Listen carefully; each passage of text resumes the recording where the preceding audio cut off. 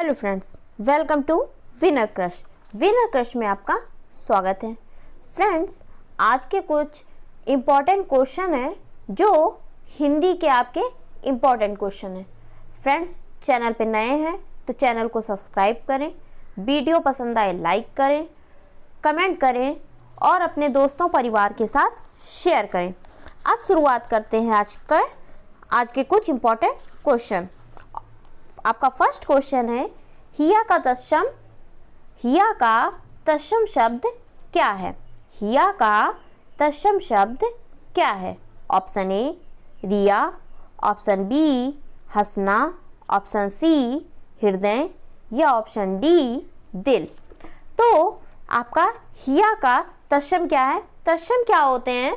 जो शब्द संस्कृत के होते हैं, जो कि त्यों संस्कृत के शब्दों को हम हिंदी में प्रयोग करते हैं, उन्हें हम क्या कहते हैं? तत्सम कहते हैं। और तद्भव क्या होते हैं? जो हिंदी के शब्द होते हैं, उन्हें हम तद्भव कहते हैं। तो हिया का तत्सम क्या होगा? हृदय होगा। सेकंड क्वेश्चन है आपका, अवसाद में कौन सा उपसर्ग प्रयुक्त हुआ है? अवसाद में कौन सा उपसर्ग प्रयुक्त हुआ है? ऑप्शन ए आओ, ऑप्शन बी अप, ऑप्शन सी अभी या ऑप्शन डी अन। तो अवसाद में कौन सा उपसर्ग प्रयुक्त हुआ है? अ उपसर्ग प्रयोग हुआ है। उपसर्ग क्या होता है? उपसर्ग दो शब्दों से मिलकर बनता है, उप धन सर्ग। उप का अर्थ क्या होता है? समीप या पास, और सर्ग का मतलब क्या होता है? निर्माण करना। तो उपसर्ग का अर्थ क्या हुआ? किसी शब्द के समीप आकर नया शब्द बनाना, किसी शब्द के समीप आकर नया शब्द बनाना, अर्थात किसी शब्द के आगे लगकर एक नए शब्द का निर्माण करना। तो उसे हम क्या कहते हैं? उपसर्ग कहते हैं। प्रत्यय, प्रत्यय प्रत्यय दो शब्दों से मिलकर बना हुआ है, प्रति धन अय। प्रति का अर्थ क्या होता है? साथ में, और साथ में पर बाद में। प्रति का अर्थ क्या होता है? साथ में या साथ में पर बाद में, और अय का अर्थ क्या होता है? चलने वाला। तो जो शब्द बाद में प्रयोग होते हैं, बाद में लगते हैं, उन्हें हम क्या कहते हैं? प्रत्यय कहते हैं। जैसे कि दास धन ता, तो ये क्या हो जाएगा? दासता। ये क्या है? आपका प्रत्यय है। लेकिन अगर हम आगे कोई शब्द जोड़ते हैं तो उसे क्या कहते हैं? उसे कहते हैं हम उपसर्ग। जैसे प्रत्येक, तो इसको हम कैसे तोड़ेंगे? प्रति धन एक, तो ये क्या हो जाएगा? प्रत्येक। तो इसमें आगे शब्द लगा तो ये क्या हुआ? उपसर्ग हुआ। और जब किसी शब्द के बाद में लगते हैं और अर्थ परिवर्तित करते हैं तो उन्हें क्या कहते हैं? प्रत्यय बोलते हैं। अब देखिए नेक्स्ट क्वेश्चन है, दुह धन कर किसका संधि है? किसकी संधि है? दुह धन कर किसकी संधि है? ऑप्शन ए दुष्कर, ऑप्शन बी दुष्करे, ऑप्शन सी दुकर, ऑप्शन डी दुकरा। तो दुह धन कर ये किसका संधि है? दुह धन कर किसका संधि है? दुष्कर। जो ये विसर्ग है ये आपका सा में परिवर्तित हो जाता है, आधे सा में परिवर्तित हो जाता है। देखिए संधि क्या होते हैं? संधि दो शब्दों के मेल से बनते हैं, सम धन धी। तो इन्हें हम क्या कहते हैं? संधि। संधि का अर्थ ही क्या होता है? मेल। संधि का अर्थ होता है मेल। दो वर्णों के मेल से, दो वर्णों के मेल से होने वाले विकार या परिवर्तन को हम क्या कहते हैं? संधि कहते हैं। संधि किसे कहते हैं? दो वर्णों के मेल से होने वाले परिवर्तन को हम संधि कहते हैं। जैसे कि सत्य धन आनंद, सत्य धन आनंद, तो ये क्या हो जाएगा? सदानंद। सत्य धन आनंद हो जाएगा सदानंद। संधि कितने प्रकार के होते हैं? संधि आपके 3 प्रकार के होते हैं, स्वर संधि, व्यंजन संधि और विसर्ग संधि। स्वर संधि जिनमें स्वरों का मेल होता है, जिनमें स्वर और स्वर का मेल होता है, उन्हें हम कहते हैं स्वर संधि। व्यंजन संधि में क्या होता है? व्यंजन के साथ स्वर या व्यंजन का मेल होता है, व्यंजन के साथ स्वर या व्यंजन का मेल होता है, उन्हें हम क्या कहते हैं? व्यंजन संधि कहते हैं। विसर्ग संधि किसे कहते हैं? विसर्ग के साथ स्वर या व्यंजन का मेल होता है, विसर्ग के साथ स्वर या व्यंजन का मेल होता है, उसे हम क्या कहते हैं? विसर्ग संधि कहते हैं। स्वर संधि, जो स्वर संधि है ये कितने प्रकार के होते हैं? ये आपके 5 प्रकार के होते हैं। दीर्घ संधि, गुण स्वर संधि, वृद्धि स्वर संधि, यण स्वर संधि और अयादि स्वर संधि। स्वर संधि कितने प्रकार के होते हैं? 5 प्रकार के, दीर्घ, गुण, वृद्धि, यण और अयादि। अब नेक्स्ट क्वेश्चन है आपका, गगनचुंबी का समास विग्रह क्या है? गगनचुंबी का समास विग्रह क्या है? तो गगनचुंबी का समास विग्रह क्या है? ऑप्शन ए गगन चूमना, ऑप्शन बी गगन चूमने वाला, ऑप्शन सी गगन में रहने वाला, या ऑप्शन डी क्या होगा? इनमें से कोई नहीं। तो आपका राइट ऑप्शन क्या होगा? गगन को चूमने वाला। आपका राइट ऑप्शन क्या होगा?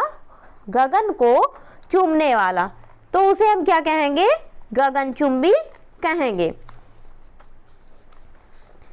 अब जानते हैं समास क्या होता है। समास का शाब्दिक अर्थ, समास का अर्थ क्या होता है? संक्षेप। समास का अर्थ क्या होता है? समास का अर्थ होता है संक्षेप, अर्थात छोटा, 2 या 2 से अधिक पदों या शब्दों के संक्षेपीकरण जो शब्द बनाता है उन्हें क्या कहते हैं? समास कहते हैं। 2 या 2 से अधिक शब्द मिलकर एक शब्द का निर्माण करते हैं, परिवर्तन करते हैं, उन्हें हम क्या कहते हैं? समास कहते हैं। जब 2 शब्द मिलकर एक नए शब्द का निर्माण करते हैं तो उन्हें हम क्या कहते हैं? समास कहते हैं। समास कितने प्रकार के होते हैं? समास आपके होते हैं अव्ययभाव समास, तत्पुरुष समास, कर्मधारय समास, द्विगु समास, द्वंद्व समास और बहुब्रीहि समास। समास कितने प्रकार के होंगे? 6 प्रकार के। अव्ययभाव समास, तत्पुरुष समास, द्विगु समास, द्वंद्व समास, कर्मधारय समास और बहुब्रीहि समास। तो इसका ऑप्शन क्या होगा? ऑप्शन बी गगन को चूमने वाला। गगन को चूमने वाला अर्थात इसमें कौन सा समास होगा? तत्पुरुष समास। अब देखिए नेक्स्ट क्वेश्चन है, जिसे लाघना बहुत कठिन हो। जिसे लाघना बहुत कठिन का अर्थ क्या है? जिसे लाघना बहुत कठिन हो इसका अर्थ क्या होगा? ऑप्शन ए दुर्लाघ्य, ऑप्शन बी दुर्छलाघ्य, ऑप्शन सी दुर्फलाघ या ऑप्शन डी इनमें से कोई नहीं। तो जिसे लाघना बहुत कठिन हो उसका अर्थ क्या होगा? उसका अर्थ होगा दुर्लाघ्य। ये वाक्यांश के लिए एक शब्द है। नेक्स्ट क्वेश्चन है आपका, छोटे छोटे ताजमहल के रचयिता कौन है? छोटे छोटे ताजमहल के रचयिता कौन है? Option A Rangeya Raghav, option B Rajendra Yadav, option C Upendra Nath Ashk या ऑप्शन डी भीष्म साहनी। तो तो इसका राइट ऑप्शन क्या होगा? इसका राइट ऑप्शन होगा ऑप्शन बी, राजेंद्र यादव। अब ऑप्शन देख लेते हैं, इनके कुछ इंपॉर्टेंट रचनाएं देख लेते हैं। रांगे राघव की रचना क्या क्या है? इनकी रचना है विषाद मठ, उबाल, राह ना रुकी, बारी बारी, खोल दो, देविकी का बेटा। और भी इनकी रचनाएं हैं पंच परमेश्वर। पंच परमेश्वर आपके प्रेमचंद जी की भी रचना है और इनकी भी कहानी है। रांगे राघव जी की भी कहानी है। अवसाद का छल, गूंगे, प्रवासी, समुद्र के केन, समुद्र के केन। अब राजेंद्र यादव के कुछ इंपॉर्टेंट रचना देख लेते हैं। प्रेत बोलते हैं उखड़े हुए लोग, प्रेत बोलते हैं उखड़े हुए लोग, उल्टा, सारा आकाश, सह और मात। जो आप चेस खेलते हैं उसमें चेक एंड मेट कहते हैं, तो इसका इनकी रचना क्या है? सह और मात। एक था शैलेंद्र, देवताओं की मूर्तियां, खेल खिलौना और टूट। फिर आपके उपेंद्र नाथ अश्क की रचना देख लेते हैं। पर्दा उठाओ पर्दा गिराओ, पर्दा उठाओ पर्दा गिराओ। तौलिए, चिलमन। भीष्म शाहनी के कुछ इंपॉर्टेंट देखते हैं। झरोखे, तमश, बसंती, प्रिय, मेरी प्रिय कहानियाँ, मेरी प्रिय कहानियाँ और माधवी, मुआवजे। ये इनके कुछ इंपॉर्टेंट रचनाएं हैं।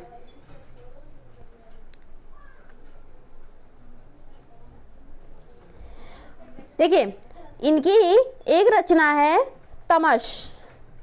भीष्म शाहनी जी की एक रचना है तमश, जिसे ये उपन्यास है। इस उपन्यास को 1975 में साहित्य अकादमी पुरस्कार मिला। इस उपन्यास को, तमश उपन्यास को, जो भीष्म शाहनी जी की रचना है, यह आपके यूपीएसआई के एग्जाम में आ चुका है, जो अभी नवंबर में एग्जाम हुआ है। भीष्म शाहनी जी की एक उपन्यास है तमश। ये 1975 में इनको क्या मिला है? साहित्य अकादमी पुरस्कार मिला है। साहित्य अकादमी पुरस्कार की शुरुआत कब होती है? 1955 में होती है और यह कुल 24 भाषाओं में दी जाती है। यह कुल कितनी भाषाओं में दी जाती है? 24 भाषाओं में। 22 क्या हैं? 22 आपकी होती हैं भारतीय भाषाएं, जो हमारे संविधान में लिखी हुई होती हैं। जो हमारे संविधान में लिखी हुई हैं वो आपकी 22 भाषाएं, और राजस्थानी और अंग्रेजी, राजस्थानी और अंग्रेजी, ये आपकी कुल कितनी हो जाती हैं? 24 भाषाओं। 24 भाषाओं में आपको क्या दिया जाता है? साहित्य अकादमी पुरस्कार दिया जाता है। इसकी शुरुआत होती है 1955 में। 1955 में साहित्य अकादमी की शुरुआत होती है। यह किस रचना के लिए दिया जाती है? हिम तरंगिणी। ये रचना कौन सी होती है? हिम तरंगिणी होती है, जो किसकी रचना होती है? माखनलाल चतुर्वेदी जी की। माखनलाल चतुर्वेदी जी की एक रचना होती है जिसका नाम है हिम तरंगिणी। ये पहला साहित्य अकादमी पुरस्कार पाने वाले व्यक्ति हैं। 1955 में इसकी शुरुआत होती है। नेक्स्ट क्वेश्चन है, चिराग तले अंधेरा का क्या अर्थ है? चिराग तले अंधेरा का क्या अर्थ है? ऑप्शन ए, चिराग के नीचे अंधेरा रहता है। ऑप्शन बी, चिराग से कम रोशनी होती है। ऑप्शन सी, पास की चीजें दिखाई ना पड़ना। या ऑप्शन डी, दूर की चीज दिखाई ना पड़ना। तो चिराग तले अंधेरा का अर्थ क्या होगा? चिराग से कम रोशनी निकलती है। चिराग से कम रोशनी निकलती है। आपका राइट ऑप्शन क्या होगा? ऑप्शन बी, चिराग से कम रोशनी निकलती है। नेक्स्ट क्वेश्चन है आपका, देखिए नेक्स्ट क्वेश्चन है आपका, तरिणी तनुजा तट तमाल, तरुवर बहु छाए, तरिणी तनुजा तट तमाल, तरुवर बहु छाए, इनमें कौन सा अलंकार होगा? ऑप्शन ए रूपक, ऑप्शन बी प्रतीप, ऑप्शन सी मानवीकरण या ऑप्शन डी अनुप्रास। पहले जान लेते हैं अलंकार क्या होता है। अलंकार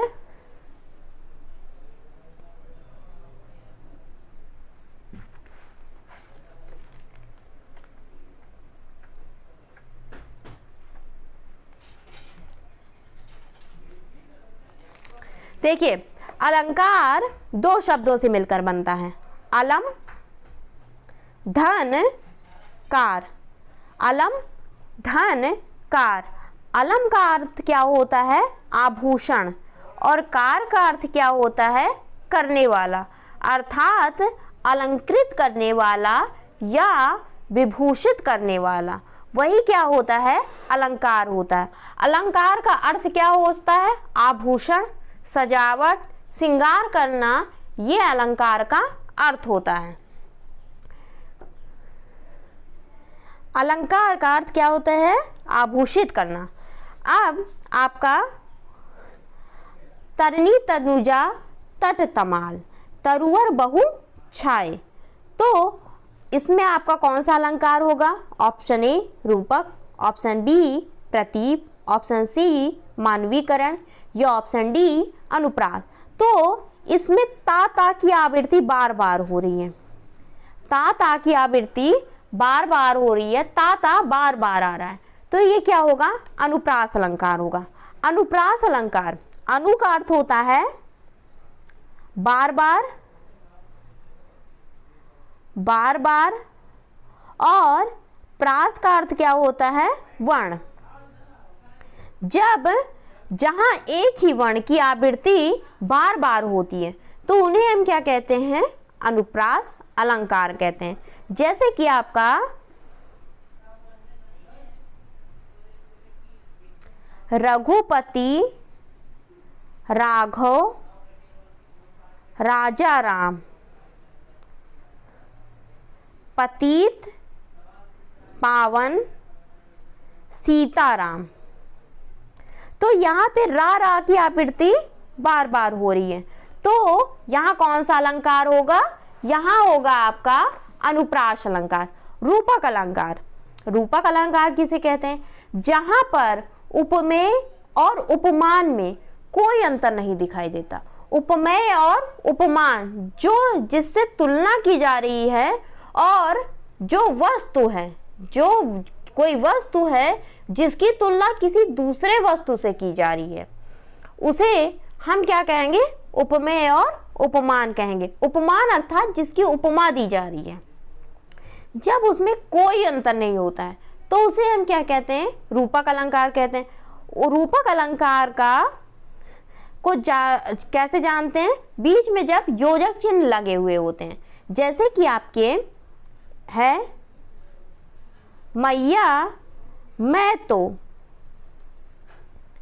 चंद्र खिलौना ले हूँ, मैया मैं तो चंद्र खिलौना ले हूँ।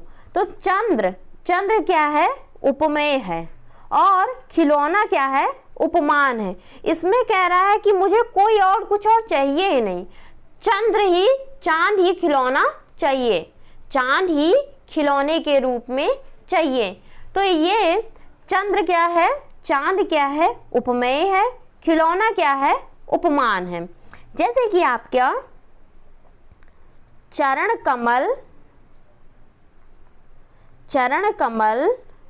बंदो हरिवाई, चरण कमल बंदो हरियाई, तो इसमें क्या है? चरण कमल बंदो हरियाई, तो ये क्या है? रूपक अलंकार है। मानवीकरण, मानवीकरण अलंकार क्या होता है? जहाँ निर्जीव वस्तु का वर्णन सजीव वस्तु की तरह किया जाए, जहाँ निर्जीव वस्तु का वर्णन सजीव वस्तु की तरह किया जाए, तो उसे हम क्या कहते हैं? मानवीकरण अलंकार कहते हैं। जैसे देख दशा रघुबर की, देख दशा रघुबीर की, वृक्ष फूट फूट कर रोए। जब राम भगवान विचरण कर रहे थे जंगलों में, तो सीता माता को खोज रहे थे, तो राम भगवान की दशा देखकर भी, राम भगवान की दशा देखकर जो वृक्ष, जो पेड़ लगे हुए थे, वो भी फूट फूट कर रोने लगे। तो ये क्या होगा? मानवीकरण अलंकार होगा। प्रतीप अलंकार, प्रतीप का अर्थ क्या होता है? उल्टा। प्रतीप का अर्थ ही क्या होता है? प्रतीप का अर्थ होता है उल्टा।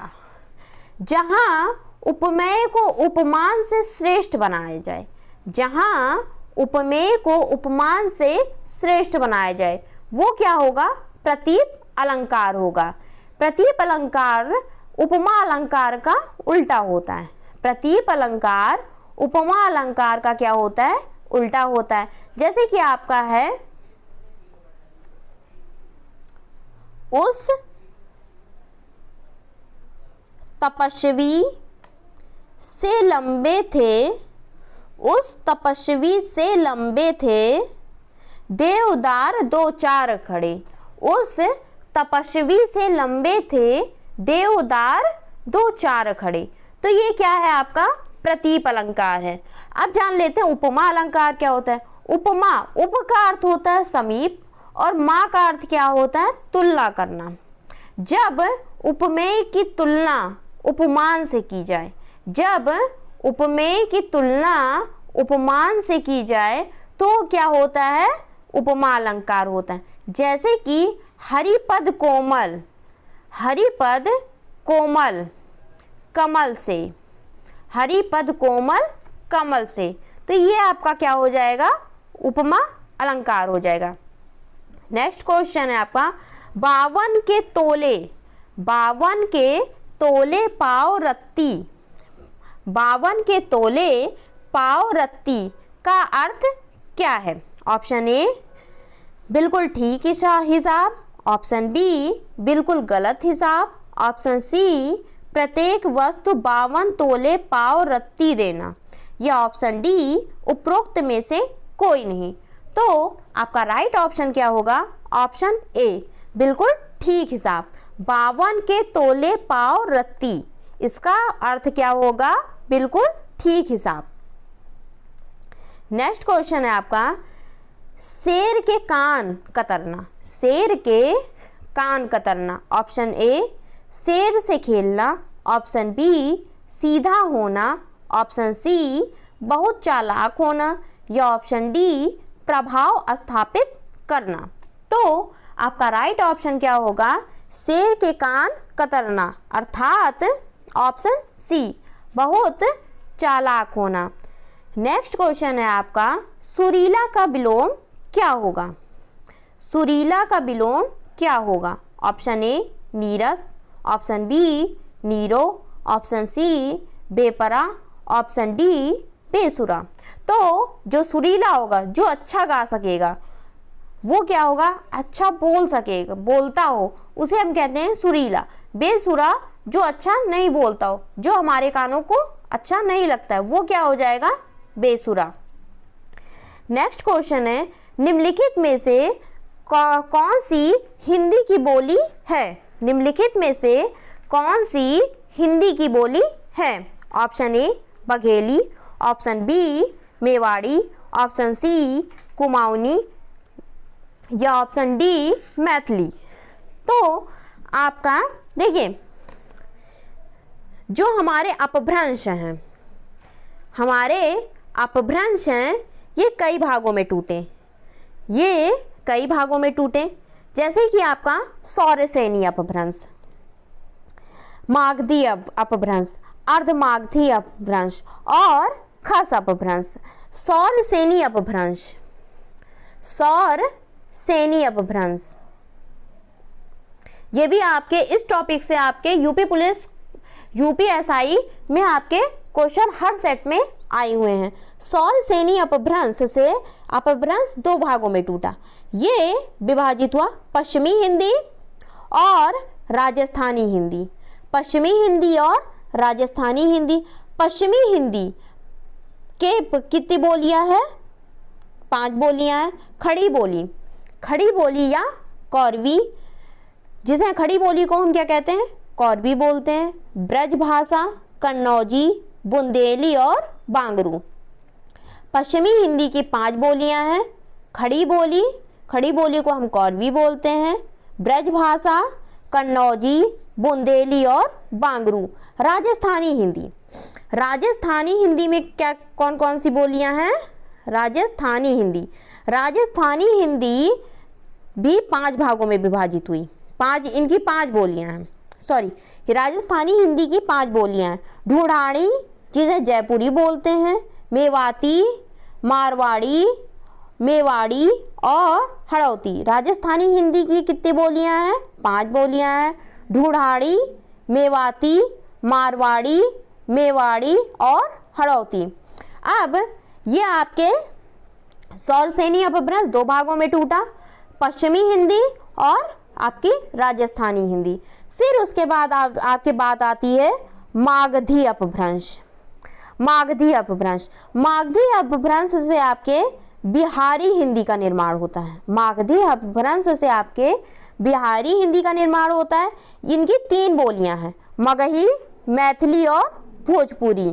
MMB, मगही, मैथिली और भोजपुरी। फिर उसके बाद आपके अर्धमागधी अपभ्रंश। अर्धमागधी अपभ्रंश ये किसमें विभाजित हो जाती है? पूर्वी हिंदी में।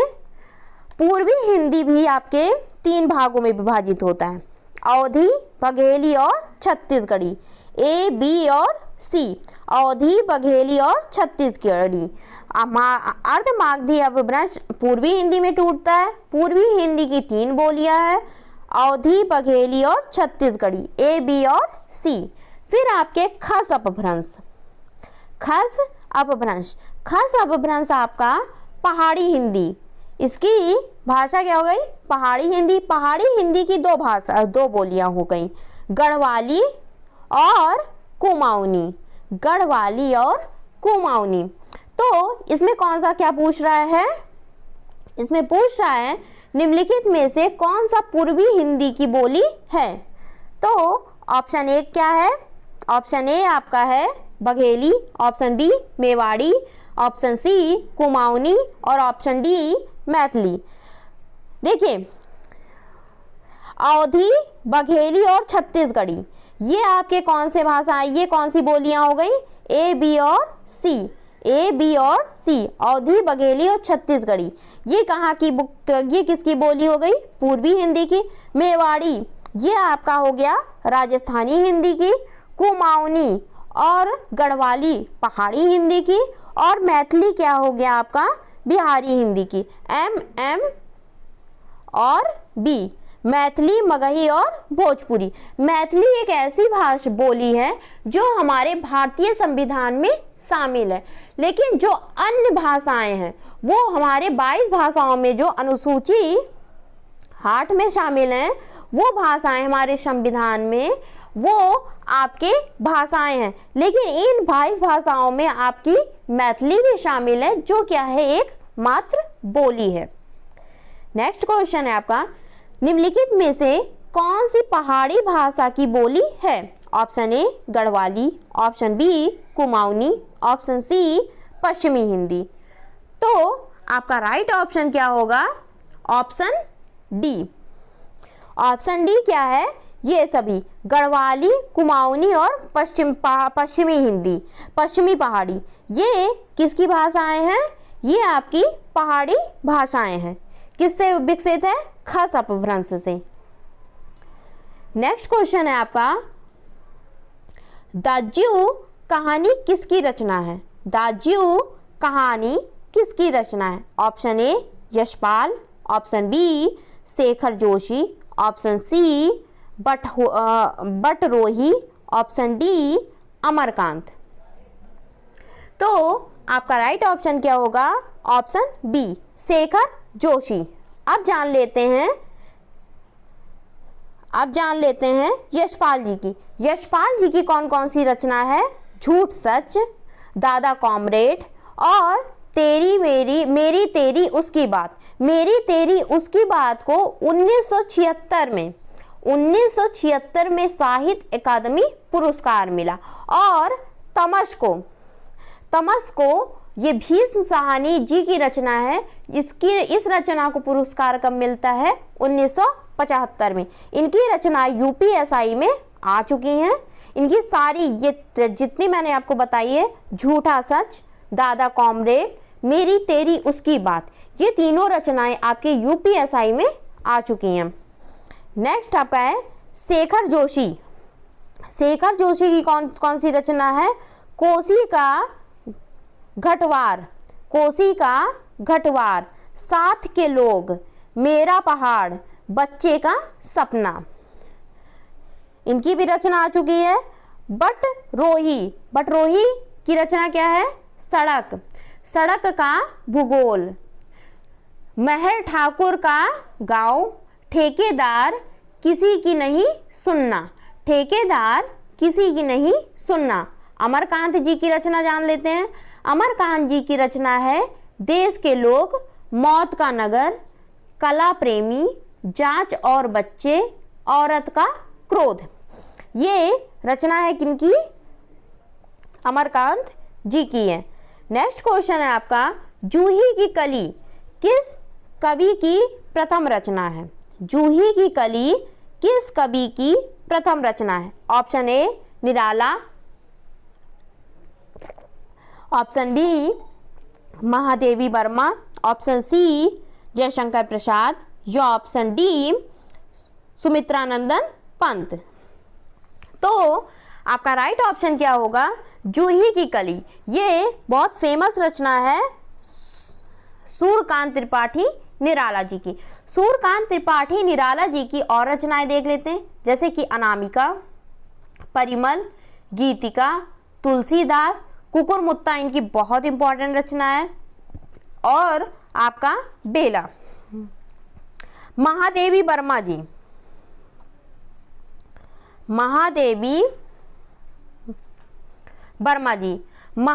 वर्मा जी की रचना कौन सी है?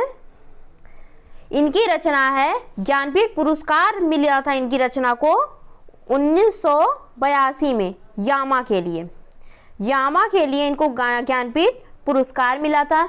निहार, रश्मि, नीरजा, संध्या गीत, दीपशिखा, ये महादेवी वर्मा जी की निहारिका, ये सब इम्पॉर्टेंट रचनाएं हैं जो आपके यूपी पुलिस कांस्टेबल में 41,000 49,000 में आ चुके हैं। जयशंकर प्रसाद जी की रचना क्या है? कामायनी, उर्वशी, आंसू, एक घूट, ध्रुव शामिनी, झरना, लहर, प्रेम वाटिका, कामना, अजातशत्रु, चंद्रगुप्त, आकाशदीप, आंधी, ये सब इनकी इंपॉर्टेंट रचनाएं हैं। सुमित्रानंदन पंत जी की चिदंबरा, पतझड़, वीणा, वाड़ी और आपका क्या है? काला और बूढ़ा चांद के लिए 1960 में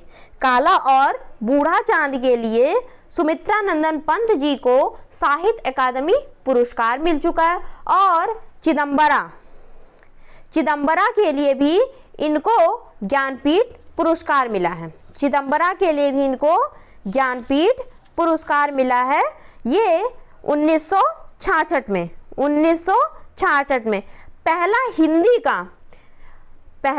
हिंदी का और चौथा, अगर अन्य भाषाओं के आधार पर देखा जाए तो चौथा है, और हिंदी के लिए ये पहला है। जो चिदंबरा इनकी कृति थी, इनकी रचना थी, उसके लिए 1968 में क्या मिला है? इनको ज्ञानपीठ पुरस्कार मिला है। ऋण जल धन जल किसका रिपोर्टाज है? ऋण जल धन जल किसका रिपोर्टाज है? Option A Phanishwar Nath Renu, option B Shiv Prasad Singh, option D Ram Vriksh Benipuri. तो ऋण जल किसका रिपोर्टाज है? ऋण जल आपका फणीश्वर नाथ रेणु जी का रिपोर्टाज है।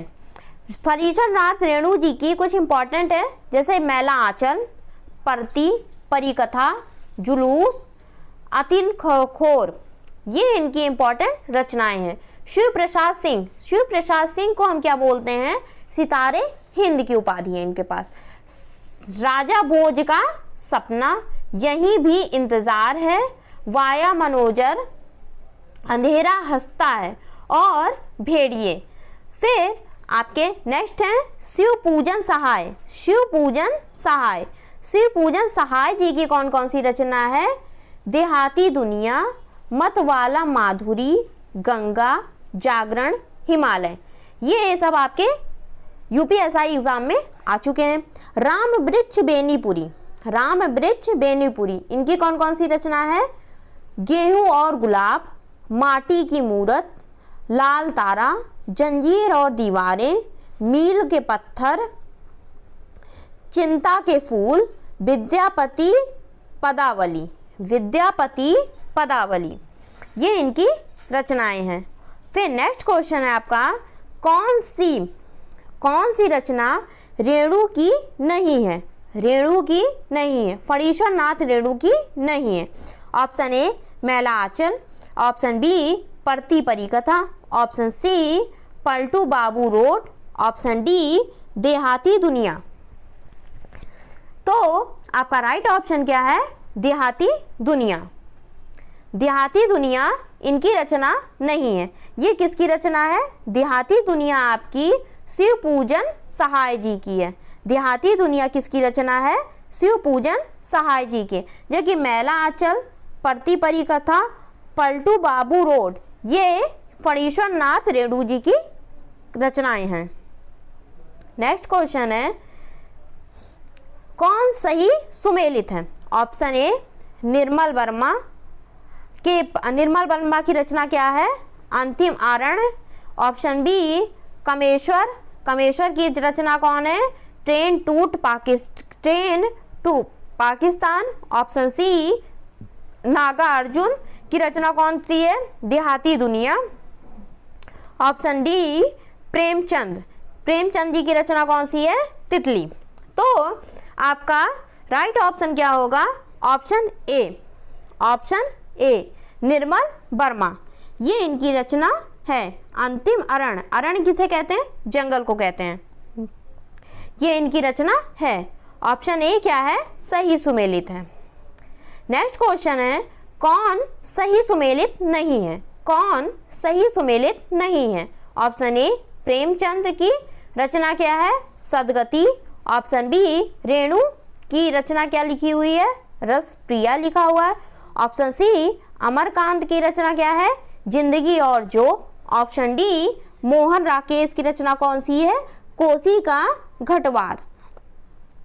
तो आपका राइट ऑप्शन क्या होगा? Option D. ये तीनों क्या है?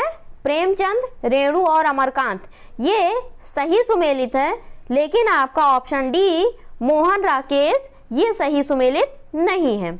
नेक्स्ट क्वेश्चन है आपका, सा के उच्चारण में जिह्वा किस अंग का स्पर्श करती है? सा के उच्चारण में जिह्वा किस अंग का स्पर्श करती है? ऑप्शन ए तालु, ऑप्शन बी मूर्धा, ऑप्शन सी दंत या ऑप्शन डी दंतोष्ठ।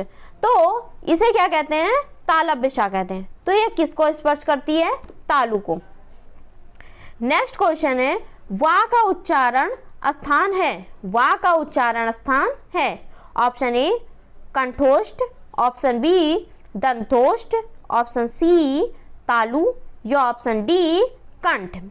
तो वा क्या होता है? या वा क्या होते हैं? अर्ध स्वर होते हैं। इनका उच्चारण कहाँ से होता है? दंतोष्ठ, दंत और ओष्ठ से होता है। नेक्स्ट क्वेश्चन है आपका, वयोवृद्ध का संधि विच्छेद क्या होगा? ऑप्शन ए वयोधन वृद्ध, ऑप्शन बी वयधन वृद्ध, ऑप्शन सी वयाधन वृद्ध या ऑप्शन डी वयधन आवृद्ध। तो आपका राइट ऑप्शन क्या होगा? वय धन वृद्ध। ये आपका क्या होगा? वयोवृद्ध। इसमें कौन सी संधि होगी? इसमें आपकी गुण संधि होगी। स्वर संधि के कितने भेद होते हैं? स्वर संधि के 5 भेद होते हैं, तो इसमें आपकी कौन सी संधि होगी? गुण संधि होगी। नेक्स्ट क्वेश्चन है आपका, संकल्प का संधि विच्छेद क्या होगा? संकल्प का संधि विच्छेद क्या होगा? ऑप्शन ए समधन कल्प, ऑप्शन बी समधन कल्प, ऑप्शन सी सनधन कल्प या ऑप्शन डी सहधन कल्प। तो आपका राइट ऑप्शन क्या होगा? ऑप्शन बी समधन कल्प। ये क्या हो जाएगा? संकल्प। जो ये माँ है आधा, वो किस में परिवर्तित हो जाएगा? आधे ना में परिवर्तित हो जाएगा। तो ये कौन सी संधि होगी इसमें? इसमें आपकी व्यंजन संधि होगी। नेक्स्ट क्वेश्चन है आपका, भोधन अन्न की भोधन अन्न का सही संधि है। ऑप्शन ए भुवन, ऑप्शन बी भवन या ऑप्शन सी भौन या ऑप्शन डी भोन। भौन या भोन। तो भोधन अन्न का सही संधि विच्छेद क्या होगा? भवन। इसमें कौन सी संधि होगी? भवन में अयादि संधि होगी। नेक्स्ट क्वेश्चन है, निम्न में कौन सी सही वर्तनी शुद्ध है? शारीरिक, शारीरिक, शारीरिक या शारीरिक। तो आपका राइट ऑप्शन क्या होगा? Option C. आपका राइट होगा ऑप्शन सी शारीरिक। फ्रेंड्स, ये कुछ आपके क्वेश्चन थे जो आपके किसी ना किसी एग्जाम में आए हुए हैं। ये प्रीवियस ईयर क्वेश्चन थे। वीडियो पसंद आए तो लाइक करें, कमेंट करें, अपने दोस्तों परिवार के साथ शेयर करें। ये 25 क्वेश्चन थे, इसमें 25 और क्वेश्चन है जो आपके नेक्स्ट वीडियो में होगी। वीडियो पसंद आए तो लाइक करें, कमेंट करें और अपने दोस्तों परिवार के साथ शेयर करें। वीडियो देखने के लिए धन्यवाद।